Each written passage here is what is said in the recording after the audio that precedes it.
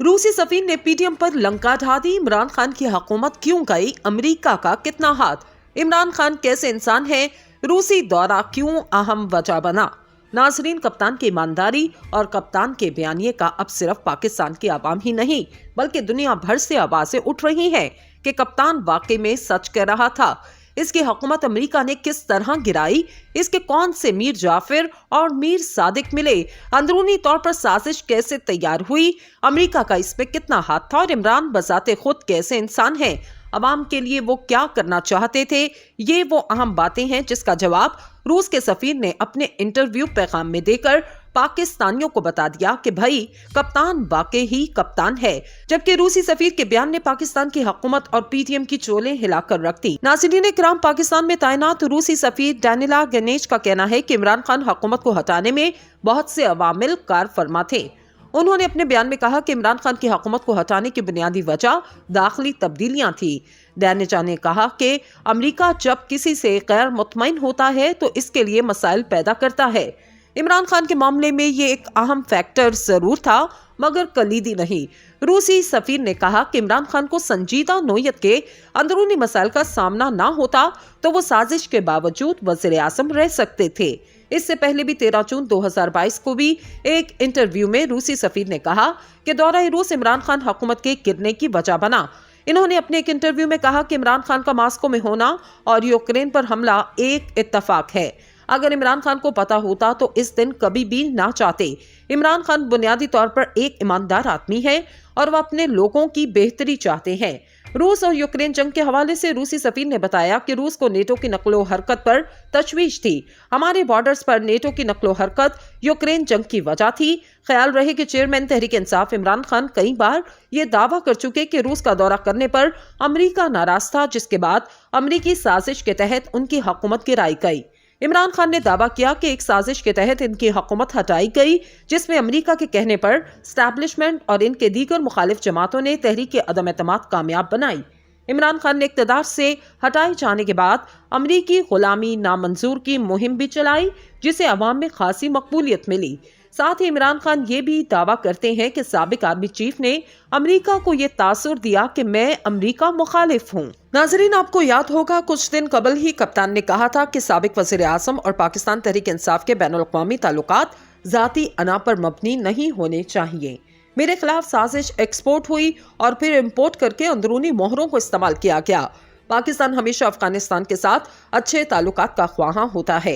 माजी की बातें छोड़कर हमें आगे बढ़ना होगा।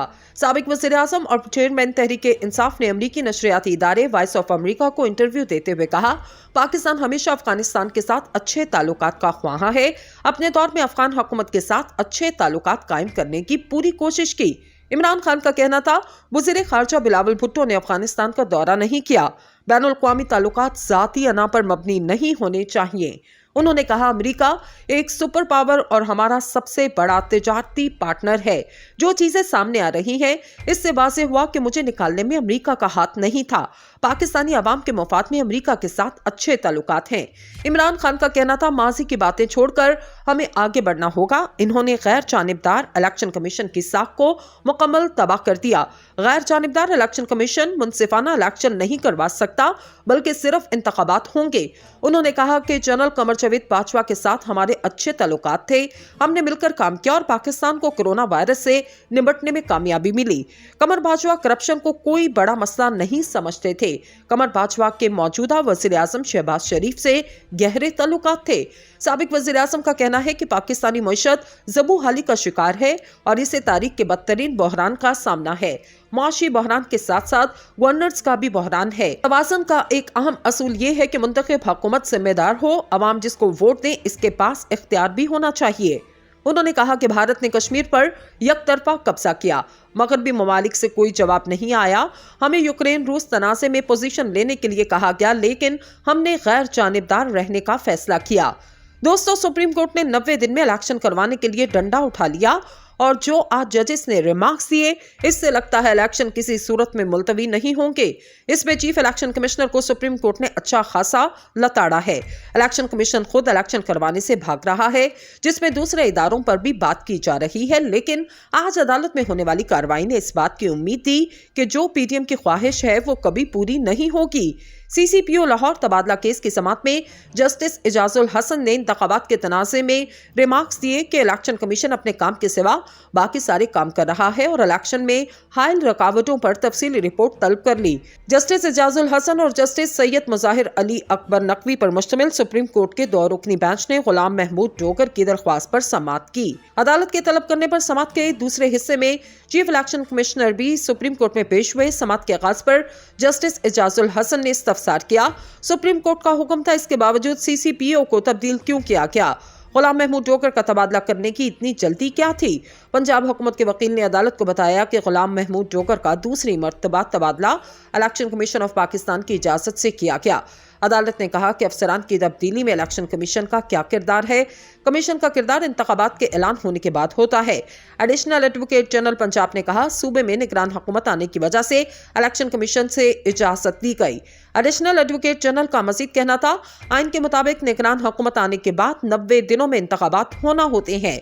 जस्टिस इजाजुल हसन से दरियाफ्त किया तो उन्हें फिर बताएं इलेक्शन कहां है? जस्टिस मुजाहिर नकवी ने कहा, आधे पंजाब को ट्रांसफर कर दिया, क्या पंजाब में ऐसा कोई जिला है जहां किसी का तबादला ना किया गया हो? जस्टिस इजाजुल हसन ने मजीद रिमार्क्स दिए, क्या इलेक्शन कमीशन को सुप्रीम कोर्ट के हुक्म का इल्म नहीं था? इलेक्शन कमीशन अपने काम के सिवा बाकी सारे काम कर रहा है।